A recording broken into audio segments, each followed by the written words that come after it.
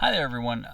This is going to be our first kind of real lecture on global politics, and it is very much an introductory lecture to the field. I don't expect you to have come to the class with a lot of this knowledge already, but you're getting some of it here. Hopefully you've had a chance to complete the readings that are due for this lecture. If not, I would say go ahead and pause the lecture and go back and do those readings and then come and do this. And that's generally the format you want to follow in this class, is make sure you got your reading for the lecture done first, then go to the lecture, see how it sits with you. If you have any questions, because we are asynchronous, unfortunately we're unable to meet, then go ahead and hop on office hours or shoot a quick email if it's kind of a yes/no question. That's a good one for email. Anyways, this is the lecture.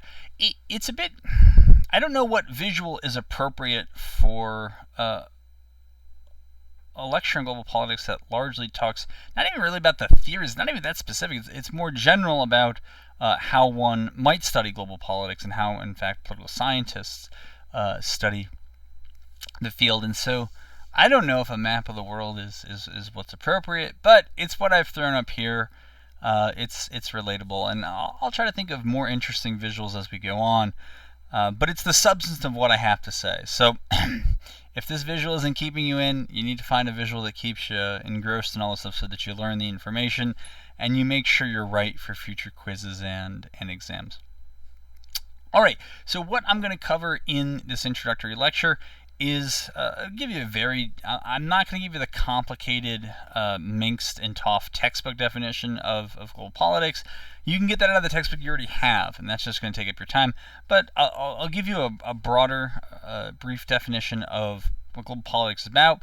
Then what I'm going to spend a good deal more time on is talking about the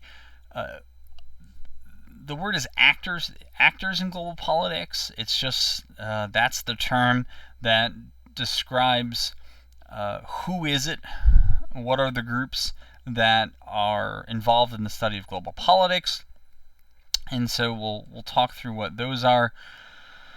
After that, we're going to pivot a bit and make sure that we're clear. I want to clear up a misconception. So if you've ever had me before, you know that I like to go after kind of these popular beliefs that are wrong. And so there's this popular belief that global politics and national politics are really the same thing.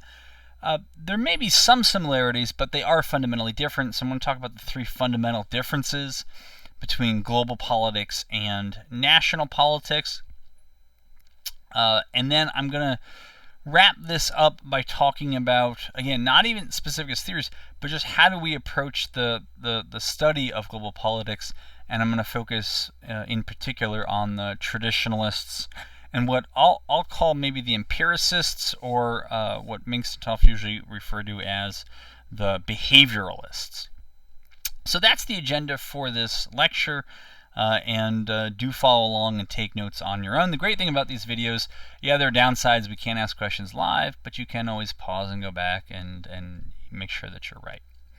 Okay, so my working, I like to think of it as my kind of blue-collar definition of global politics is paraphrasing the famous definition of politics that was given to us many, many decades ago by Harold Lasswell. But our working definition of global politics is the study of who gets what, when, and how in the international arena.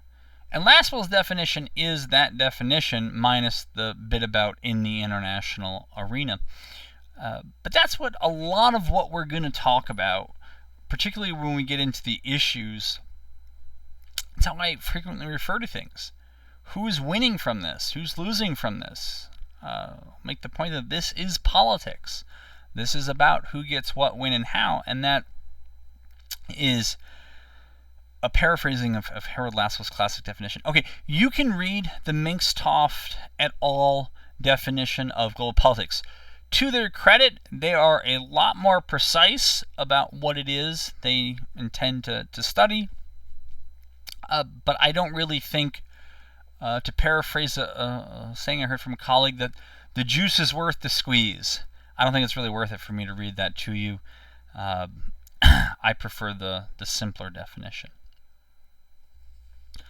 All right, second part. Who participates in global politics? What are the actors? Well, the primary actors in global politics are what we refer to as states.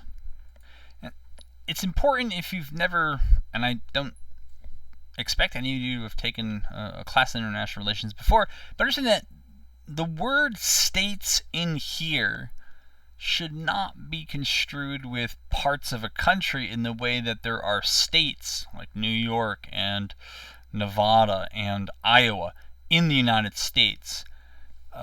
Rather, the term states in international relations largely refers to what we typically call countries.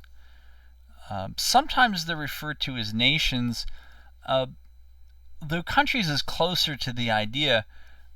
Nations, and we do get into this in this course, nations refer to a group of people who identify with one another and basically agree, we're a nation. We are a people distinct from other people, and they may even care to explain why. I don't like the term nations to represent countries or to represent states, because many nations are not contained within a single country or state's borders.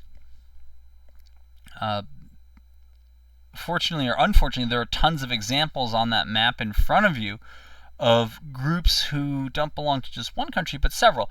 I'll take one well-known group for students of the Middle East, and that is the Kurds. The Kurds certainly identify themselves as a nation. They would love to have their own state, but they don't. Instead, they exist in parts of Turkey, in Iran, in Iraq, and in Syria. Those are the large bases of Kurds in the Middle East. They are a nation without a state. And again, there are many other examples of that. But the term states refers to, or state, refers to a legal concept, which are political entities that have to possess certain criteria. And as with many things in international law, there's a convention for that. There was actually a convention in 1933, the Montevideo Convention, that spelled out what a country needs to be considered a state. And these are important because if a political entity is regarded as a state, it is entitled to prerogative that only certain political entities have, which is known as sovereignty. Okay. States are sovereign. You may have heard that phrase, right? The sovereign state of whatever the country's name is. Well, sovereignty in the international legal respect, okay, sidebar, academically, there are many different understandings of sovereignty. Okay, end of sidebar. Back to our discussion.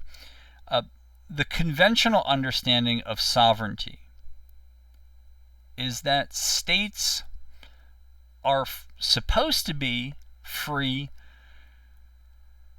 from outside external influence in their domestic affairs. Again, if you're sitting there laughing because you know world history, or heck, I would take even, the history of American foreign policy, you would know that sovereignty is violated all the time. But put what you know aside, right? We're talking about legal ideas, not actual realities.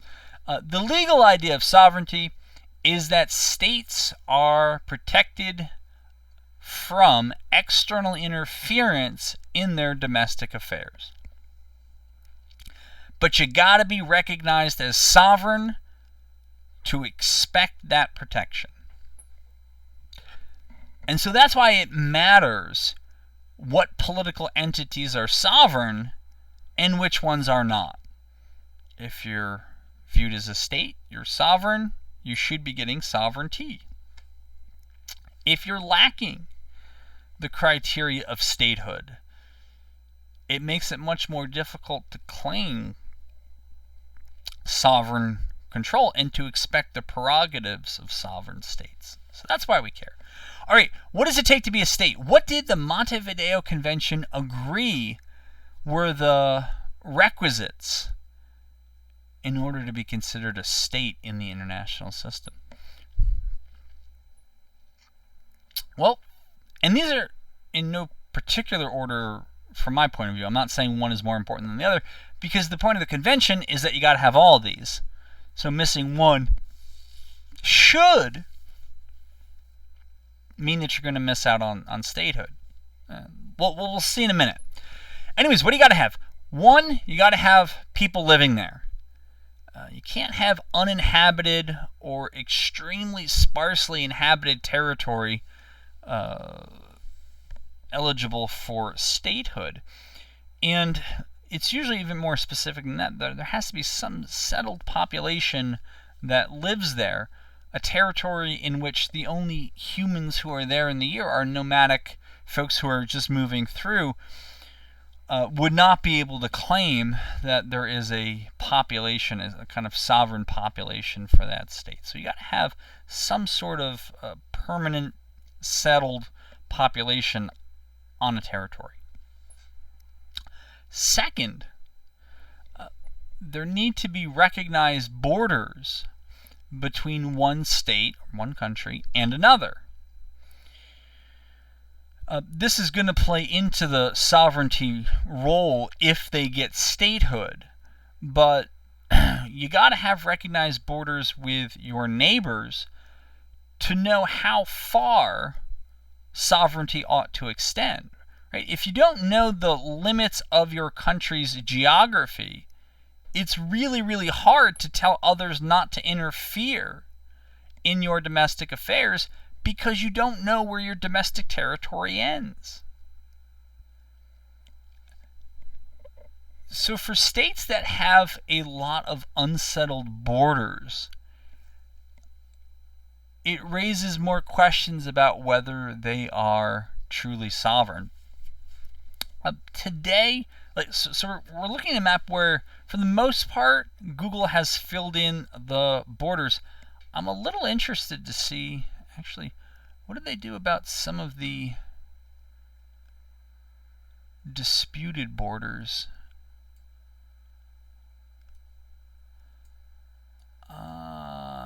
So I guess this is what they've done. They've done these kind of dashed lines rather than take a position on some of this stuff. Well, anyways, that was an aside, for which I won't apologize. But yeah, states have some sort of territory that is defined by national borders with other states. Okay? Because the authority of that government needs to end somewhere, and that government has to also be able to tell other governments, your authority doesn't extend into our borders, or else you're violating our sovereignty. Third, the government, as it exists, has to have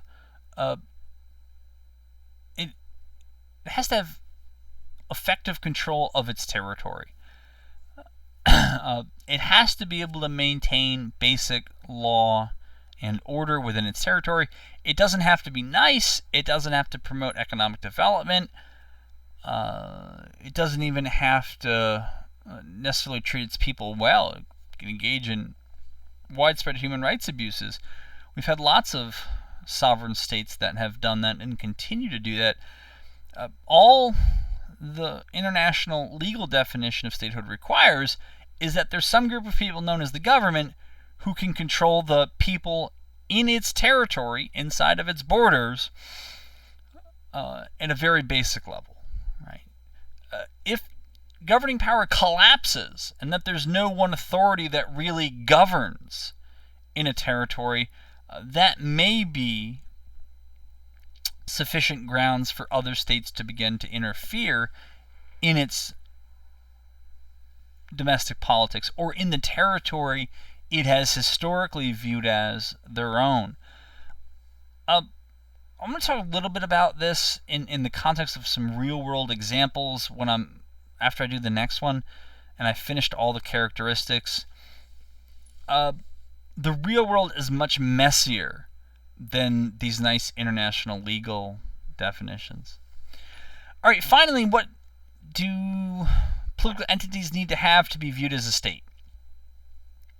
All right, here we go. They have to be recognized by other governments as being a state.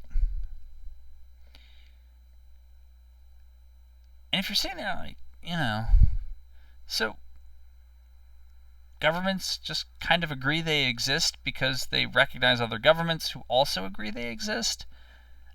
And my answer to that question, if somehow you could ask it through a recorded video, would be, yeah, that's basically right. I mean, governments look at the other criteria, and are there people who live there? Yeah. Are there recognized borders between this government and other governments? Yep. Does the government maintain some minimal level of control over its territory? Yeah, usually. All right, we recognize you.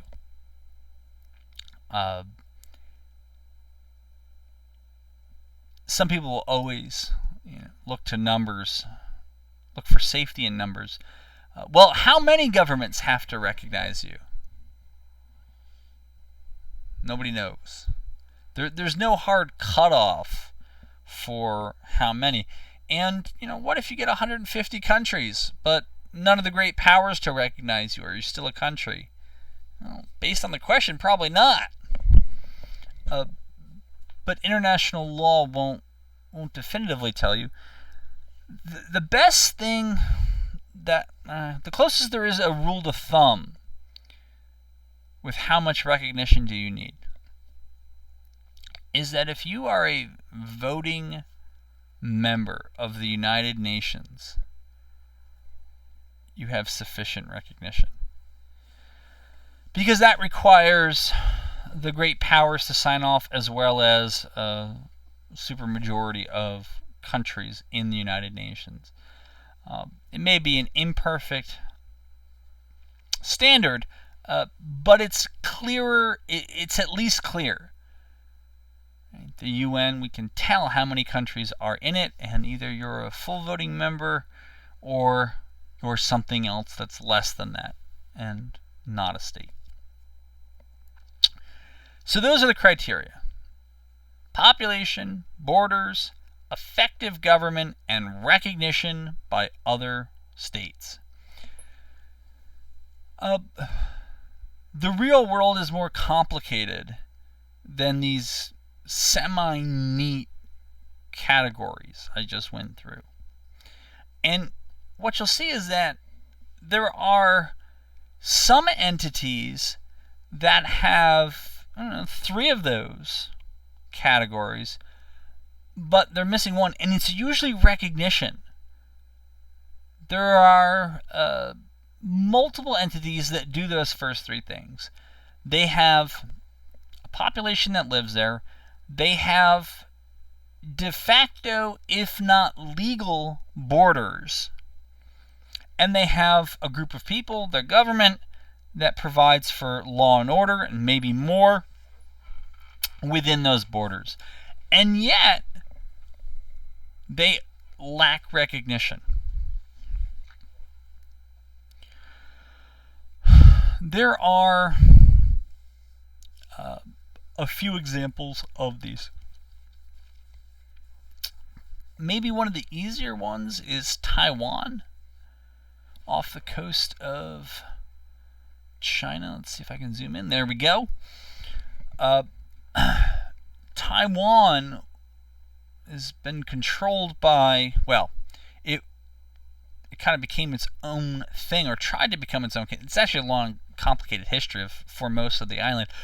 Interesting, but the short version of its history is that in 1949, the Chinese Communist Party defeated the Nationalist Chinese in their civil war, and the Nationalist Chinese fled mainland China, and the Nationalists went to Taiwan and set up their own government and claimed to be able to govern over all of China and the United States, among others. But the United States was the most powerful, stepped in some of the crises of the 1950s to protect the nationalist government in Taiwan, and has subsequently sold it significant armaments. And anyways, the point is, it's a country that today has reasonably democratic elections.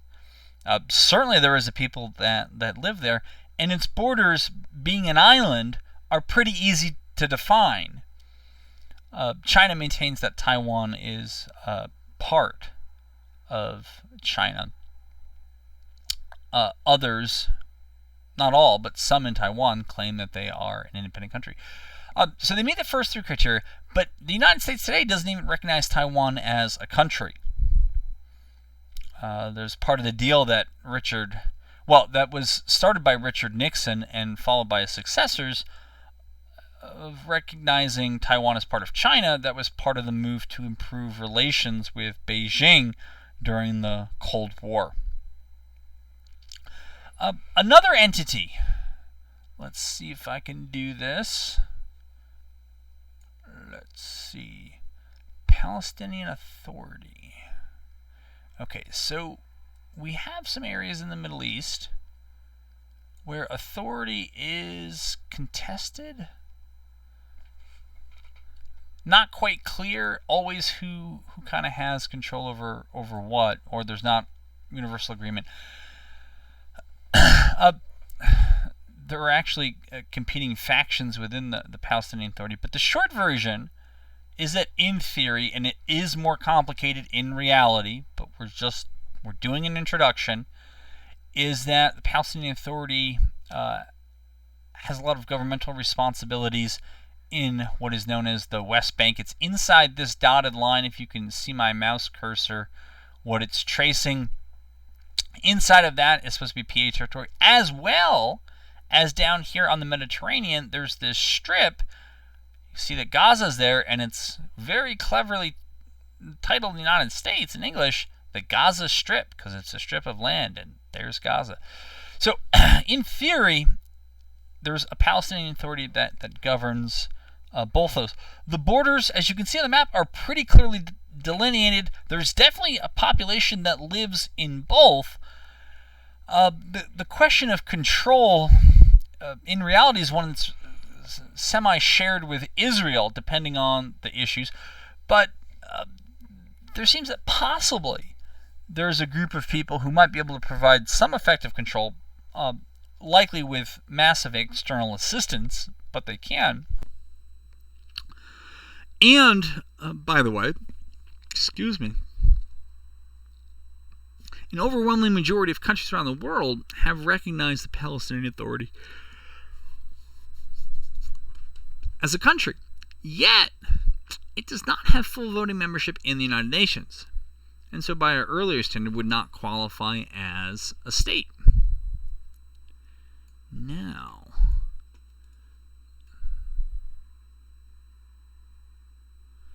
let's see if we'll see it. Maybe they're not going to show it to us. That's okay. There is the section here in northeast. So we're looking at Somalia. Okay, right. It goes up. It's this part that sticks out, and then it comes all the way back, and it borders Djibouti and Ethiopia up here in the northeast. There's this area in the northeast that is known as Somaliland, and it effectively provides law and order in that region. There's a functioning Somaliland government. Borders not quite as clear with its neighbors, but it's pretty clear where that government controls. And definitely people live there. And this came about in large part following the collapse of central government authority, really around the turn of the decade from the 1980s to the 1990s, in Mogadishu. This is the capital of Somalia. The leader died. There was no rapid and strong succession, and so central governing authority collapsed. And what happened was, around the country, various local political leaders, which are frequently derided in the United States and the West as warlords, began to assume control over areas of Somalia. Well, during that period of internal weakness, the group in Somaliland, in the Northeast, were able to establish a kind of long-term government that is reasonably effective. Yet, it is not recognized as an independent state.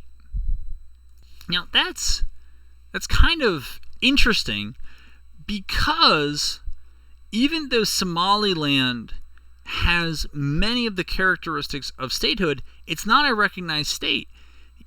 Yet, Somalia is a recognized state, and was a recognized state, even though it had lost control. There was no kind of single group of people who controlled the country throughout the 1990s, into the 2000s, into the 2010s. What government there was in Mogadishu controlled very little, even of the capital, never mind the surrounding countryside. Certainly people lived in Somalia. There was really no question about that. And the borders of the country had already been affixed relative to its neighbors, and so that really wasn't the issue. The issue was effective control. It had collapsed. Yet what the international community did not do was stop recognizing Somalia as a state. And they decided to go along with the fiction that Somalia really still was a state, even though its central government had collapsed.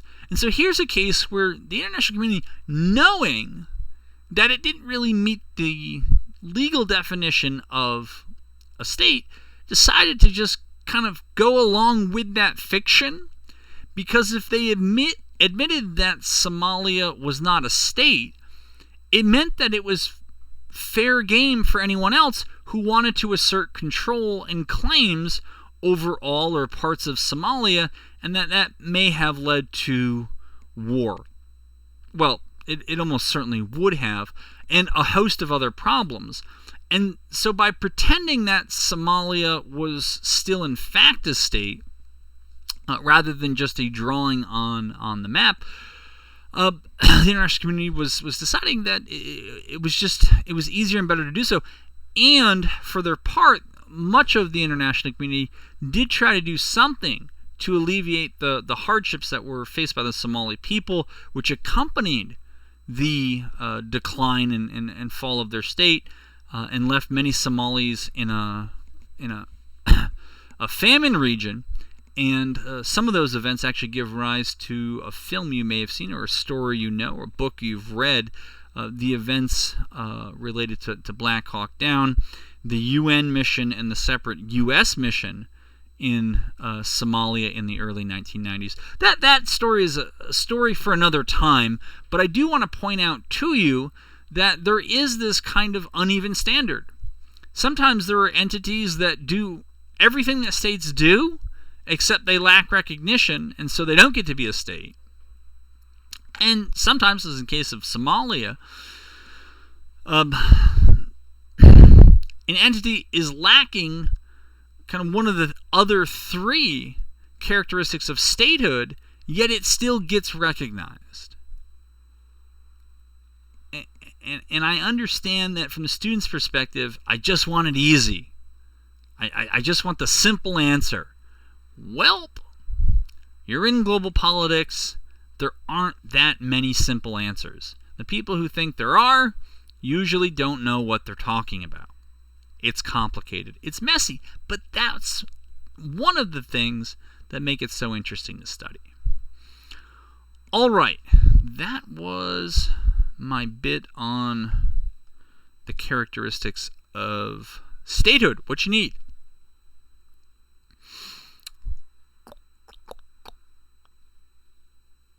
All right, states are not the only participants or actors in global politics. Today, they are the most powerful. That has not always been the case, and it may not be the case in the future. But for right now, states are usually viewed as the most important actors because they're the most powerful in both military and economic terms. Now, who else participates if it's not just states? Well, non-state actors, right, which is a kind of clever alternative to states, they also are part of this competition to help decide who gets what, when, and how in the international arena.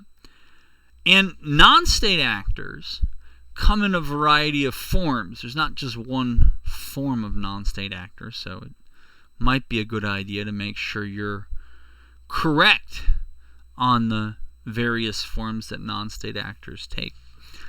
One form is through what is known as a non-governmental organization. If they operate in multiple countries, they are then an international non-governmental organization, and they tend to be themed around certain issues. They could be environmental, development, humanitarian, and so on. But there's some cause that animates the group to exist. In addition to your non-governmental organizations, you have your corporations that are engaged in some sort of transnational trade, production, shipping of goods. The list is far too long to hope to comprehensively cover, but would include corporations like ExxonMobil or Coca-Cola. In addition to your corporations and your NGOs, you have international organizations, which are usually collections of states, which we've already discussed quite a bit, and these are fairly ubiquitous today as well. So the United Nations is kind of the easiest example of an international organization. It would also include organizations like the International Monetary Fund, the World Bank, the African Union, and so on. There is one supra-state organization, right? That prefix supra tells us something's above, and that's the European Union. It's able to compel states, which normally are free of interference by others. It can tell its member states what to do in at least some circumstances. And so while that has been tested quite a bit in the last few years, it has held up as a way of structuring governments. And we haven't seen too much more of that. We'll see if there's more of that coming down the pike. But the European Union is still an example of an international organization, just one that has a good deal more authority than others. Typically, organizations like the African Union, the International Monetary Fund. Well, the International Monetary Fund can do a bit more. In the United Nations, typically, they recommend actions to states. There are, as you're kind of hearing me say, there are lots of exceptions to these general points, and we'll get into the exceptions later in the course.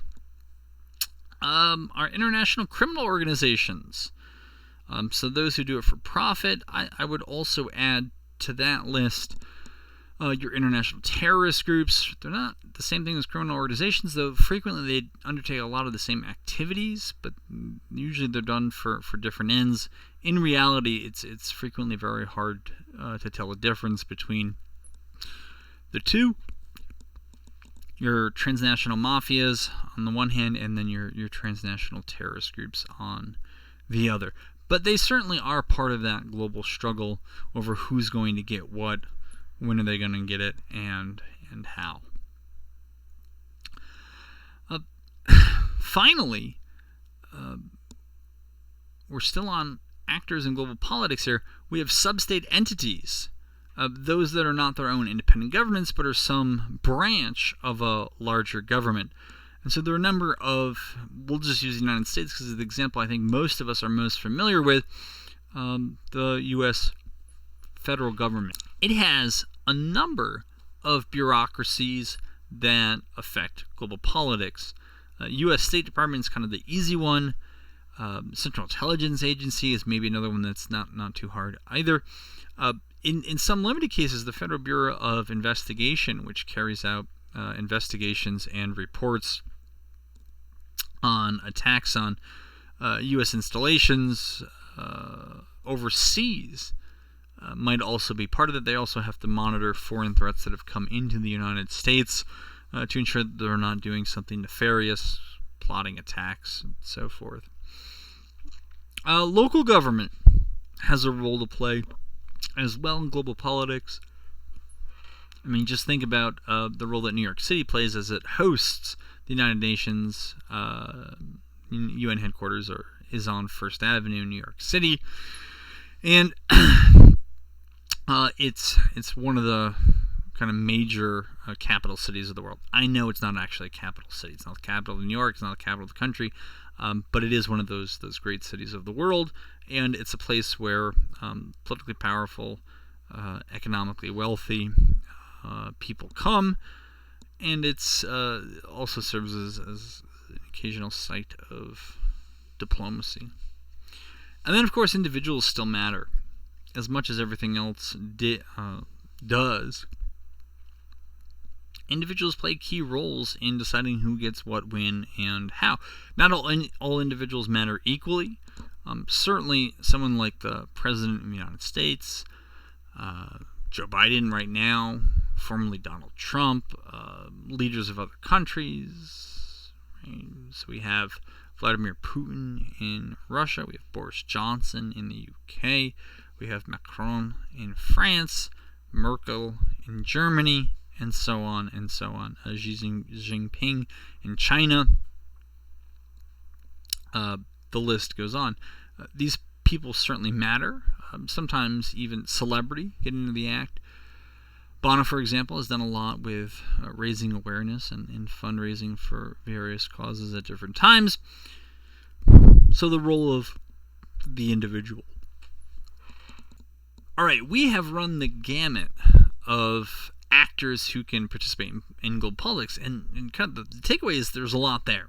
Right? It's mostly about states. That's mostly what we're going to focus on in this class, but there are these other actors, non-state actors, multinational corporations, transnational terrorist and international criminal cartels, international organizations, including the United Nations, European Union, World Bank, World Trade Organization, and so on. All of those matter, as well as the sub-state entities and the individuals.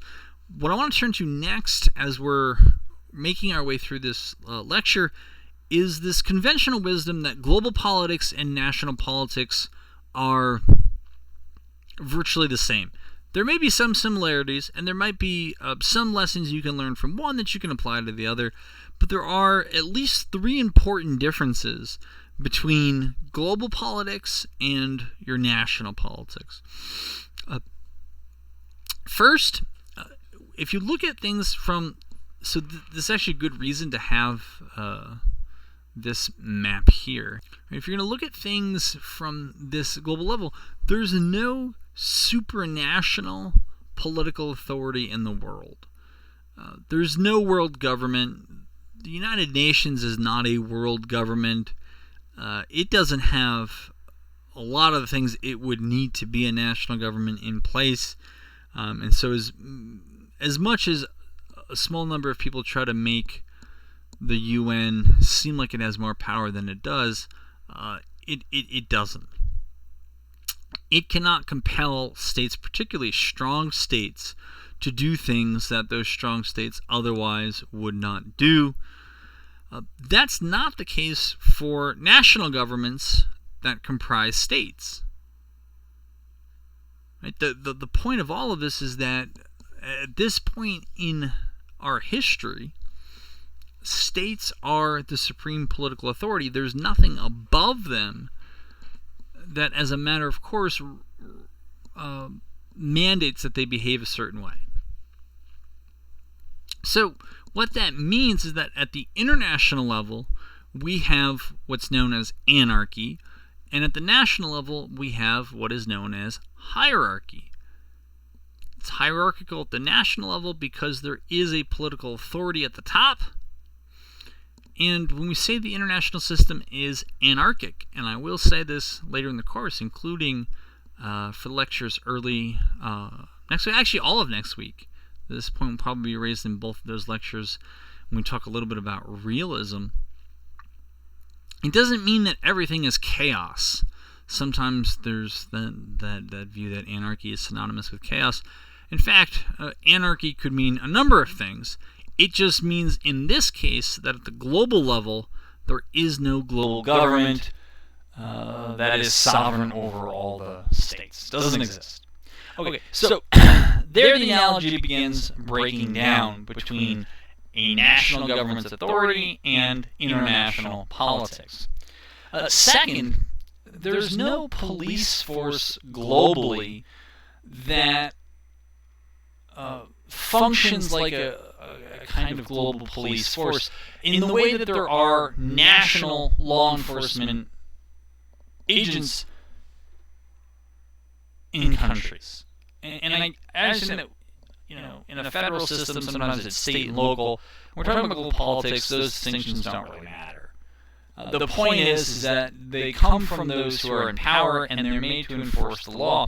Now, this isn't to say that there's not international law. There is. And as scholars of international law point out, most international law is followed most of the time. However, the difference is, in theory, what happens if laws are broken? In international law, laws are broken, like that's it. There's not more to that story almost ever, especially if you're a powerful country. You break some sort of treaty commitment or something, all right, you broke it. You lied. Whatever. And that's it. Other countries might be angry. They may make threats. But nobody comes in and arrests a president or a prime minister or whoever's in charge or anything like that. Not from the outside, certainly. But in theory, what happens within a state's borders when laws are broken? Again, I get the point, but in theory, what happens is that there's law enforcement that go after those who have broken the laws. And there's a plausible chance that they'll be captured. That's not how international law works. Okay, international law is when there's a conflict over it, when there's a difference, when it's broken, there's no automatic enforcement penalties to levy against the lawbreakers, whereas within a state, those kind of sanctions do exist. Final difference. And to me, this is kind of the least significant of the three, but that's just my view. There's no global culture that the peoples of the world could subscribe to that would allow them to unify. I think that point is true. If you look around the world, you don't see, I don't see, cultural homogeneity. It's still pretty heterogeneous. And technology has been a kind of double-edged sword for culture. In some ways, it has facilitated what many view as globalization.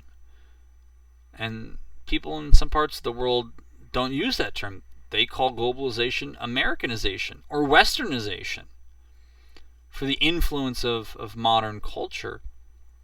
And so maybe there's a homogenizing influence there, but technology has also been used to highlight and preserve traditions of cultures that otherwise would be extinguished without note. And so they enable those cultures, or at least parts of those aspects of those cultures, to continue on. If not, actually allow them to continue. I would say one of the big developments in 20 years has been the rise of the indigenous people's rights movement around the world. When somebody sat down and did the math, the indigenous peoples make up a large minority of the world's population, and yet it seemed that they were largely left out of the state system of having a say. And so there's been a lot of effort to correct that. Anyways, the point still holds that all the peoples of the world don't subscribe to one value system that would allow them to unite in a single political government. Now, I said that I think that this is the weakest explanation for why we don't have a global government, or the differences between, kind of hypothetical global government and national governments, is because if you look in a lot of countries, many of them already have several different cultures. Anthropologists, sociologists, and others have looked at the United States, and they've variously identified several cultures or subcultural groups in different regions of the country. And so one could argue that the United States lacks cultural homogeneity, and yet it is still a nation. And so that's why I don't know that the last part, that third part about the lack of cultural homogeneity or agreement on values, is necessarily a hindrance to political authority. But the point is taken, that the peoples of the world still subscribe to quite different value systems, or at least cultures. All right. So the last big discussion I have here that I want to have is how we as political scientists, and if you're in this class, the reason why it's one of the reasons it's designed the way it is to get you to act like political scientists act. It's one of the reasons I'm not giving you time tests or quizzes where you have 30 minutes, because political scientists don't write articles and books. We don't sit down, put all of our notes away, and then just political science comes into our head. But we use our information to advance our understandings. We revise work. So anyways, I'm trying to get you all into the role of junior political scientist, and you never have to do it again after this semester if you don't want to. But I figure at least once in your life while you're here, you might as well get somewhat familiar with the methods that some political scientists use. So how do political scientists study the global struggle for who gets what, when, and how in the international arena? Mix and Toft identify more approaches than I do. And it's not that they're wrong, it's that their explanation, the points they add that I'm not going to talk about, are not clearly articulated. And so rather than me trying to explain what they're trying to say, I'm just going to explain what I want to say. All right, so the first is what's known as the traditionalist approach. That's Mix and Toft's phrase for it. But the idea in the traditionalist approach to global politics is that whoever is doing it is largely concerned with constructing arguments about things that are not easily tested. Sometimes this is referred to as a kind of normative approach, but it delves into questions like, what is the true nature of humanity, of humans, of man? What should the role of the state be in global politics? What do states owe their people? Those kind of philosophical questions. Other traditionalist approaches will rely largely on histories that our colleagues in history have produced, and from that they'll try to glean the lessons of history. Maybe. I don't like that, and I'll raise this point a few times in the weeks to come, which is the problem with using history to learn a lesson is that because we've collected so much history, the problem is not that history doesn't tell us what to do. It's that history will give us many examples of different approaches to the same problem that similarly failed or succeeded, kind of without reason. So I'll give you like an easy example that we might be able to apply. So what do we do when there's the next global recession? And you can go back to economic history and you can take a look at all the different national and international responses to recessions and depressions of the past. And what you'll find is, well, sometimes these policies, when tried, work, and other times they don't. And then sometimes these other policies, when tried, don't work, but then in other cases they do. And it's really hard to know in the moment, when the crisis is going on, what situation you're in and what policies you ought to use. Mingst and Toft warn, they're skeptical of history for different reasons. My skepticism is that there's just too much history there to know what is useful at any given time, what really is similar. Their concern is what they refer to as bad history. What they mean by bad history is overlearning or overemphasizing certain things that happened in the past and mistakenly applying those lessons in future situations where they ought not be applied.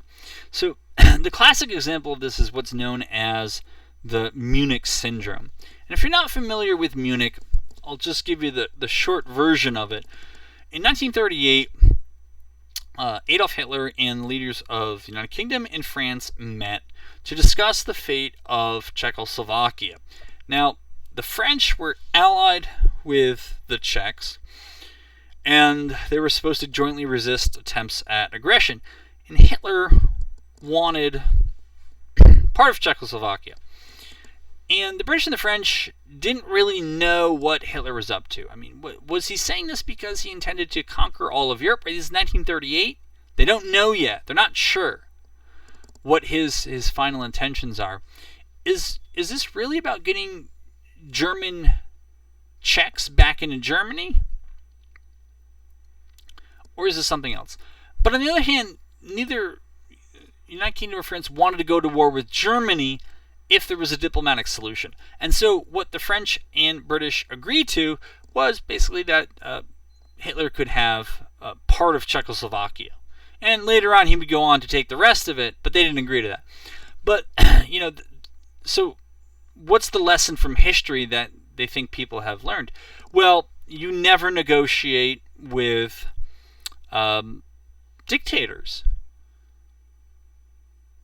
Because even when you reach an agreement, as the French and British did, dictators will back out of that agreement. And, a lot of that still flies today. But Mingst and Toft's point is, well, there are a lot of dictators, but they're not all genocidal megalomaniacs like Adolf Hitler. I mean, their point is the lesson you really learn from Munich that you can never make a deal with a dictator because they'll always break it? And her concern was or their concern, Mingst and Toft and others, was that during the Cold War, the Munich analogy was frequently used by American policymakers to explain why they would not negotiate or try to strike deals with authoritarian dictatorial leaders in other countries, because they would cite the Munich example. And Mingst and Toft are trying to raise this idea that, those deals might have stuck because the leaders, dictatorial, authoritarian as they were not genocidal maniacs. And that maybe diplomacy could have worked more frequently But in the minds of many policymakers, they were fixated on Munich. They thought that they had learned the lesson, if there was a lesson in Munich at all, and they didn't want to appear to be like the British or French leadership in 1938. If challenged by authoritarian leaders, they thought the answer from Munich was to fight. Don't negotiate because you can't trust them. Well, maybe.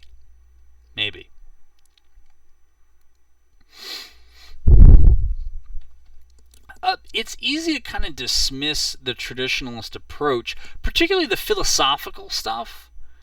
I don't know if this is just the kind of anti-academic strain in American culture, which has been there for a long time. It's not new. Or what, but philosophy, I think, often kind of gets derided as, well, not practical. Well, it is kind of practical.